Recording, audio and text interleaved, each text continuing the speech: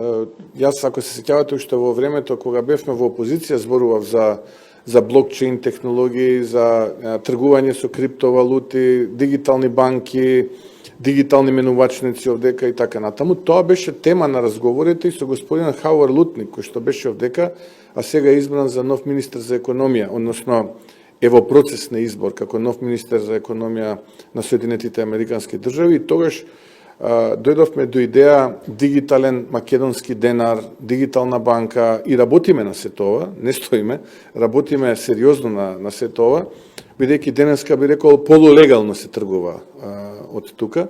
Сакаме се тоа да го канализираме во рамките на законот, но има премногу работи кои што треба претходно да се усогласат и тоа го правиме. Ги усогласуваме тие работи за да дојдеме до финалниот производ, но да, еве ви кажувам, и тоа е иднината. И тоа е иднината и мислам дека ќе бидеме меѓу првите во регионот, ако не и први, кои што ќе се обидеме вакво нешто да направиме. Како ќе функционира ќе видиме, нормално, но тоа е по мене иднината.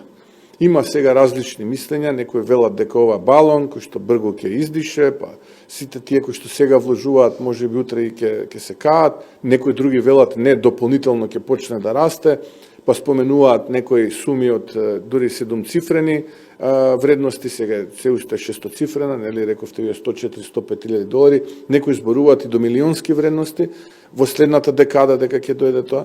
Така што во зависност од би рекол експертите кои што се опфатени со ова, така и такви пораки се испраќаат во јавноста, но јас силно верувам во овие нови технологии, блокчейн технологијата, дигиталните банки, дигиталниот денар, дека се иднината за развој во кој што треба да се фокусира.